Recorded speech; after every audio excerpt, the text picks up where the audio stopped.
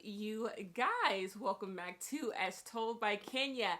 Did you guys miss me? This is you guys' first time seeing me this year, and I want to come and discuss a roulette wheel full of topics. The first thing we have to discuss is Donald J. Trump. Donald Trump has been, sworn into office. Donald Trump is president once again, and baby, it has been going as bad as you have expected it to come. He is coming for trans rights. He is coming for civil rights. He is pardoning everybody and their mama for the January 6th bullshit, and it is just mess after mess after mess. He is attacking people. He is saying nonsense, and everybody is mad. Everybody is simply mad.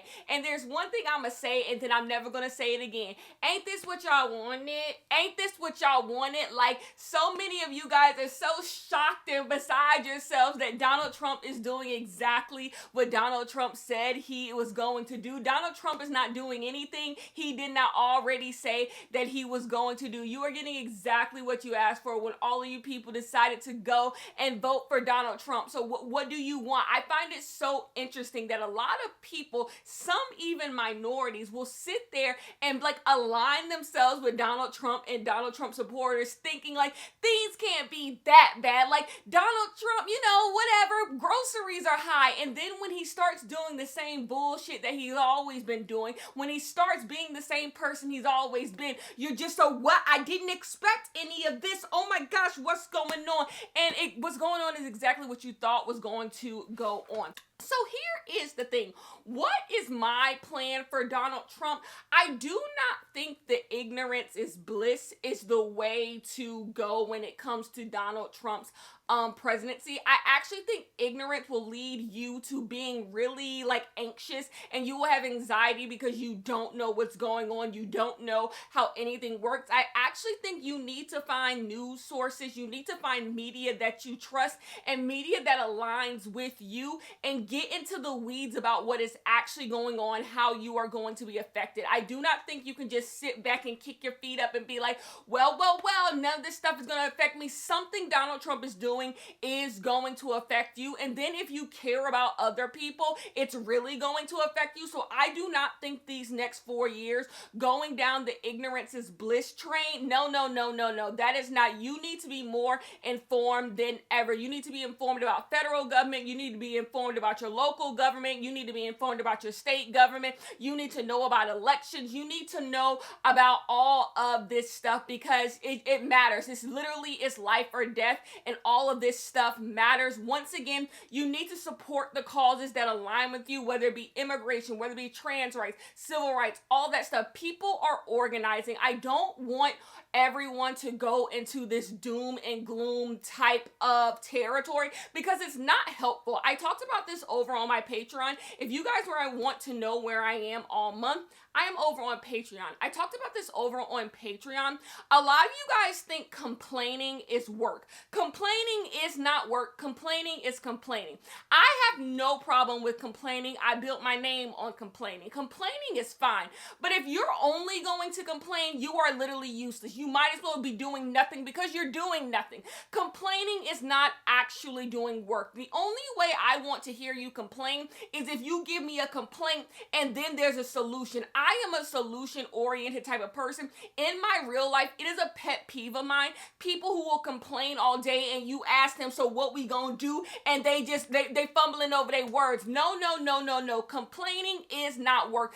And then after a while, complaining just becomes annoying. It just becomes annoying. You are a fly buzzing in our ear. No, you are going to have to come up with a plan, because the thing is, the reason why Republicans, people who are heavy right-leaning Trump supporters, the reason why they have been able to get to this moment where they control the Supreme Court, they control the House, they control the Senate, and then they have Donald Trump, who is literally just a fool sitting in the president's seat, is because of organizing. Like, you can say what you want to say about Republicans, and I will for the next 4 years, but they organized, they believed in something nasty, wicked, and disgusting, and they saw that plan all the way through. The same thing can happen for all the things that are right. If we want to protect trans rights, gay rights, immigration, civil rights, all of this stuff, we have to come together and we have to come up with a plan. And I said this over on Patreon, baby, I am woke.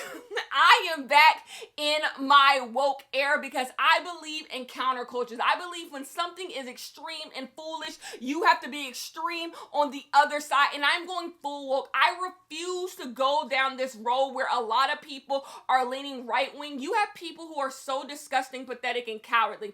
They just run to power. They just run with the winning team. But one thing Martin Luther King said, I'd rather be defeated in what is right than be victorious in evil. I might have butchered that quote, but Martin Luther King said that. And I'd rather be defeated in what is right, standing up for what I believe in, being Miss Wokey Woke, than sit there and grovel and sit there and be cowardly and sit there and be like, well, Trump's a winner. I would rather die. I would rather die than align myself with that bullshit. And to see so many people, Bezos, Zuckerberg, all of these people, Kim Kardashian posting that picture of Melania. I got your tea too.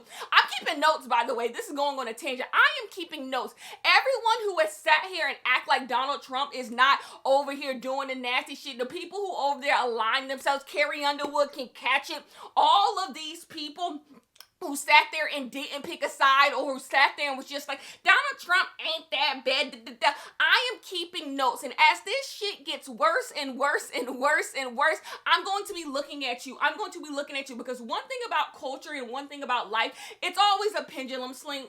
1 minute we're right wing, next minute we're left. With this, it's always a pendulum swing. And when that pendulum swings back, because it will if I have anything to do with it, oh no, some of you can't come back. Some of you picked a side and you gonna have to stay there, baby. So I refuse to go down this right wing road and sit there and not stand up for the things that I believe in. I refuse to sit there and be sad and just to feel so defeated every single day. I'm not going to do that. What I'm going to do is invest in people who care about the stuff I care about, be supportive to the people who care about the stuff that I care about, and being vocal on the things that I care about, because that is another thing. It's one thing to only talk about the stuff you believe in when it's to counter the shit that Donald Trump is doing. Why not just always talk about the stuff that you believe in? Why not always do that? That is the thing. That's how you create this counterculture to what they are doing, to always talk. That's why I was talking about TV shows and how, like, I want to support TV shows that have diversity. I want to support TV shows that talk about the things that I want to talk about. I want to do all of that stuff. It's about creating a culture, because I think the biggest things that Democrats lost in this entire election is like clout. Like, they lost clout. They lost control, because even in 2016, Donald Trump won, but you would still believe that liberals had the clout. Liberals still had the culture. In 2024, what liberals lost was the culture. They didn't have a grasp on culture. And so when it comes to the here and now, I want the things I believe in to be in vogue again. So it comes from being loud. And another thing, for y'all own sanity and y'all own mental health, y'all cannot get irate and have y'all pressure up anytime Donald Trump does something. I am so sorry. Like I said, it's not work. You are not doing work by being mad. You are just being mad. There are people actually doing work. And I think if you got more involved in those things, if you heard about people who were doing work, if you heard about representative people who actually have power, who were doing work, you would be so less scared. So less scared. That brings on like the TikTok ban. After TikTok pulled that stunt and thanked Donald Trump, I feel next to nothing for TikTok. I'm already not a TikTok user because I don't think TikTok is healthy for anyone's mental health. I don't think TikTok is healthy for your brain. And there's this thing where people be like, but you can learn so much stuff on TikTok. TikTok is so easy. I get like a crash course in all of this stuff. I read a Substack article, and I'm so sorry I'm forgetting the woman's name, but she said in response to that, like, learning isn't easy. Like, any learning worth a damn is not going to come easy. So when people say that TikTok is so easy to get information, like, that's not a good thing. It is not a good thing that you can learn something quickly, because the point of learning is that it does not come easy. The point of learning is that it cannot not be like spoon-fed to. You actually have to do work. That is a part of learning and grasping something. So therefore, like, that doesn't make any sense. That argument simply does not make sense. None of you guys fact check the shit that people on TikTok be saying. People on TikTok are pushing all types of agendas. It's an echo chamber. Like, yeah, I just don't think that's simply true. So then you take the fact that, like, Donald Trump is over here backing this. No, I want nothing to do with Donald Trump. I'm not on Twitter because I can't stand Elon Musk. Like, I want nothing to do with these people because, like, baby, I'm over here. I'm woke. I'm over here, baby. I want nothing to do with any of this stuff. And honestly, you guys should be pathetic. You groveling and thanking Donald Trump for saving TikTok. Go get a job. Like, go find something else to do. You guys need to go find something. You should not be this attached to an app and lying to me in my beautiful face and saying, like, I'm doing it because TikTok give me so. And no, TikTok is messy and you like messing. You like all the mess. And that is fine. I spend my time doing absolutely nothing most days too. So I'm not judging, but I am judging because it's a Trump back app. So I don't give a damn about what happens to TikTok. That does not mean I do not care about the creators. That's the only reason why I've cared about any of this, and the only reason from the jump I wanted TikTok to stay, because the creators. I care about the creators. I always care about the creators. I am pro making money on the internet, so of course I care about the creators. But all the other bullshit, bye. Absolutely bye. Anything else I want to say regarding that? Yeah, the broke black men who performed for Donald Trump, Snoop Dogg, Rick Ross, Soulja Boy, get a job. It's time to get our CDL. It's time to get our CDL. Snoop Dogg is an interesting case because Snoop Dogg be everywhere. Snoop Dogg needs to like either figure out like how he can make his money better and not have to do all these little side tasks that he constantly has to do. I feel like Snoop Dogg works way too hard for somebody his age. He needs to make his money work for him. There's no reason why you should be at the fucking crypto ball, Donald Trump crypto, whatever bullshit. Oh, Nelly was there too. Don't Nelly got another baby on the way? Like, go hang out with Ashanti or something. I think Ashanti can do way better than Nelly. But you know what? Let me not worry about nobody else home. Anyways. So yeah, Nelly, broke black men, what's going on? They just need some money. They just need some money. I don't know what else to tell you. Like, when it comes to these conversations about like black people performing for Trump or doing this, they just need some money. They just need some money. The only people that I'm willing, if I'm trying to be a little generous, the only people I'm willing to give generosity to is people who have cases. People who have cases where their ass might end up in jail. Them over there groveling to Trump. I'm going to give them a little bit of that. It would take a lot for me. I would never. You want to know what? They would have to throw me in the slammer before I beg Donald Trump for a damn thing. But people with far less pride, I get why you over there doing that, because you just like, baby, I don't want to see the inside of a jail cell. Anything beyond that, I don't got nothing. I just don't want to sit here and talk about every little thing that Donald Trump does, like every single day, because it's downright depressing. And when you could be spending that time, like I said, doing actual work. Let's move on. Angel Reese got the cover of Vogue. What they gonna say now? I find it so funny, the Angel Reese discourse. And by funny, I mean pathetic. There is this idea that Angel Reese is one of y'all. There is this idea that Angel Reese is your cousin them. That Angel Reese is just this like Instagram model, no shade to the Instagram models. Or she's just one of these girls who like stepped into the rap game. No shade to the girls who just stepped into the rap game. But she's just like this around the way chick that you guys can just sit here and shit on. That's another conversation for another day, while y'all feel like y'all can just shit on the black girls who are around the way. But like, there's this idea that Angel Reese ain't her, and I don't understand it. But every now and then, Angel Reese gotta tug on y'all wigging a little bit and be like, I'm her. And Angel Reese being on the cover of Vogue is that. What I love about this is you have people, y'all believe in Angel Reese is one of y'all. There are black people, I see black women do it a lot, so let's check ourselves. where people believe that, like, because Angel Reese dresses a certain way, because Angel Reese keeps certain company, because she talks about certain stuff, that there's like a limit to what Angel Reese can do. Like, Angel Reese always dressing like this, Angel Reese always acting like this, Angel Reese did.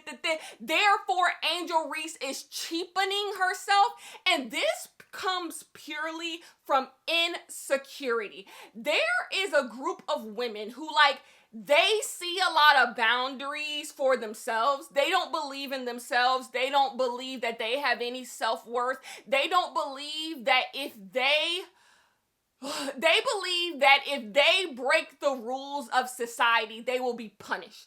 If they don't act like the perfect black woman, they will be punished. People won't give them anything.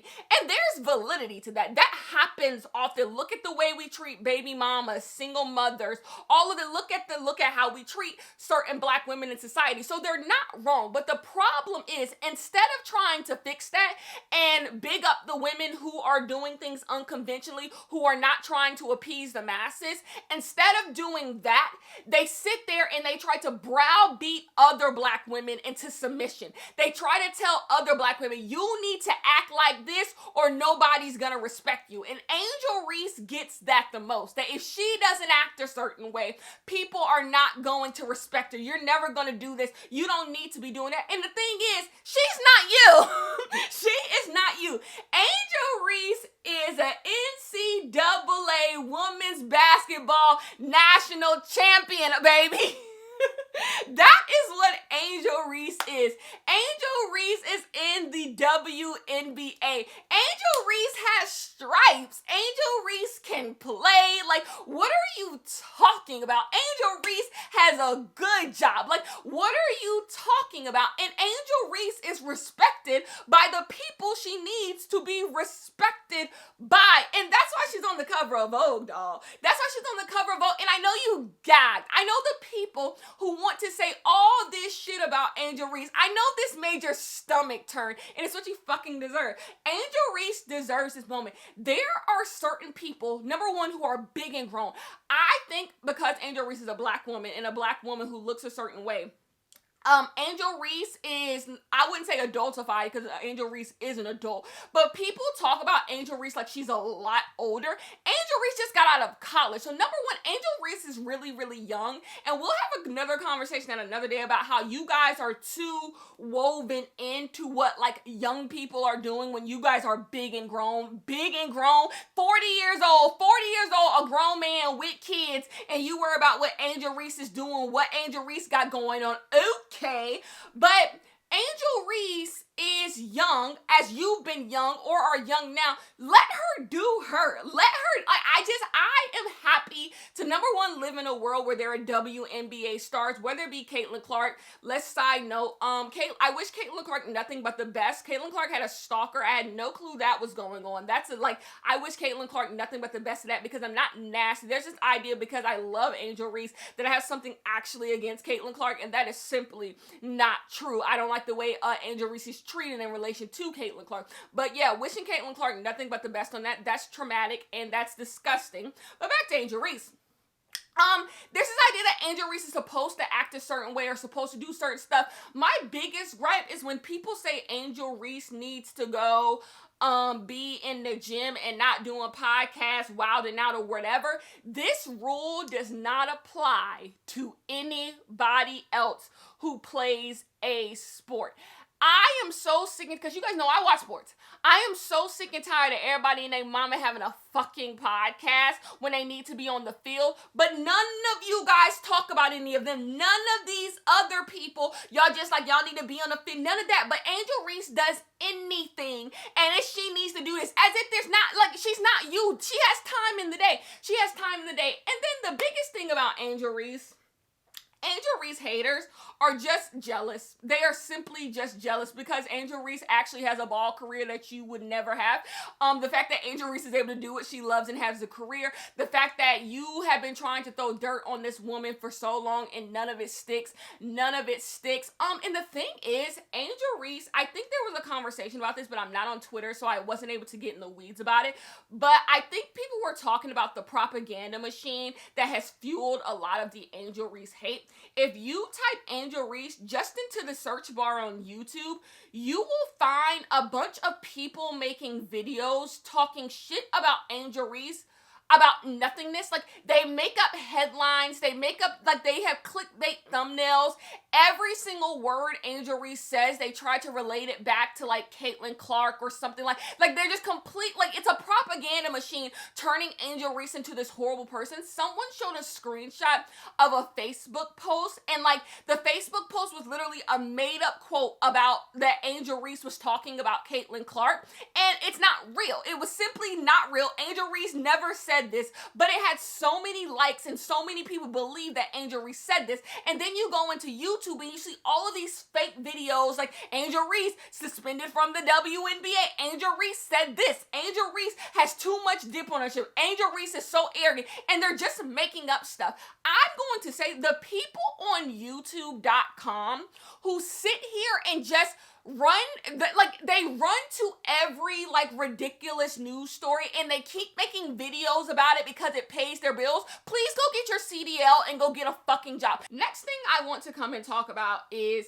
Nintendo released the Switch 2. No, they released a trailer for the Switch 2, and I'm not gagged. I know a lot of people might be gagged. I'm not on Twitter to see the discourse, but I'm not really gagged by this. Like, I feel like if you're a shopaholic, like, you would be gagged by this because it's fun to buy something new. I am gagged that it seems like they might have previewed a new Mario Kart. Oh yes, I am gagged by that. But, like, this doesn't do anything to me. Now, let me explain to you the type of Switch player that I am.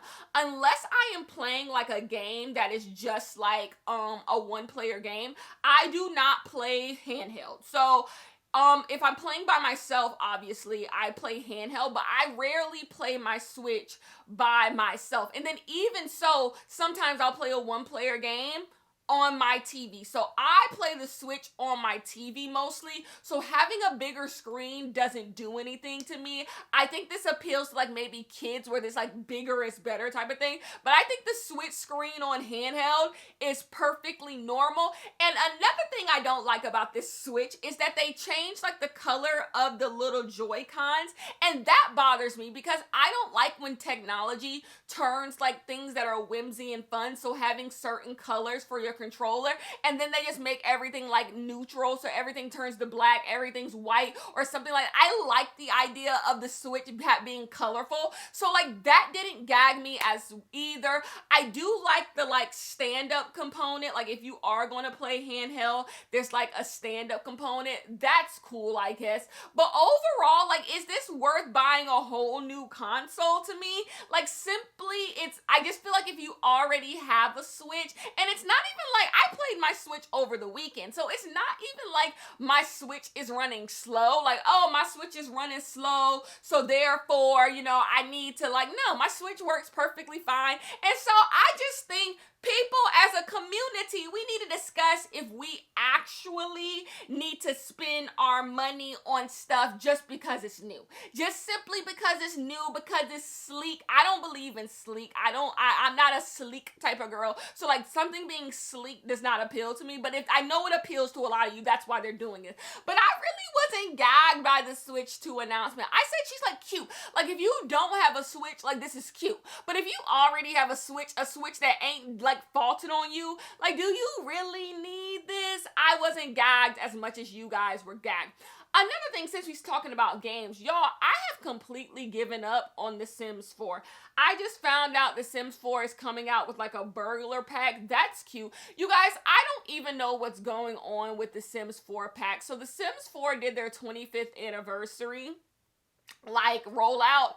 And in the 25th anniversary, they announced some new stuff. We got some kits. We got some refreshes. I will say the refreshes are cute enough. They refreshed some of the base game stuff about damn time. So I will give them that. But the thing is, when it comes to The Sims 4, I'm so fucking confused. I am so confused on what's even going on in The Sims 4. I loaded up my game just to see everything that's going on. And there's so many packs that I do not have. There are so many packs. The last time I was invested in a Sims 4 pack maybe was high school. I went in to create a sim, and they had this thing where like you could be like an occult, like pick your occult. I said, well, I don't even know what this is for. Like there's so many things that I just don't even know how it works. Someone posted a video on YouTube, and I haven't watched it yet, but I will, about how like The Sims is confusing, and they're 100% correct, but I've been saying this. The Sims won't give you depth, but they'll give you hella complexity, and complexity is not good. Complexity is confusing. What we want in The Sims 4 is depth, but what they keep giving us is complexity. And so if you're someone who like doesn't pay attention to The Sims world and you come back, baby, you are utterly confused on how everything works. All of a sudden you update your game and you're just like, I don't even know what is going on. And another thing that is annoying, when Growing Together in high school years went on sale.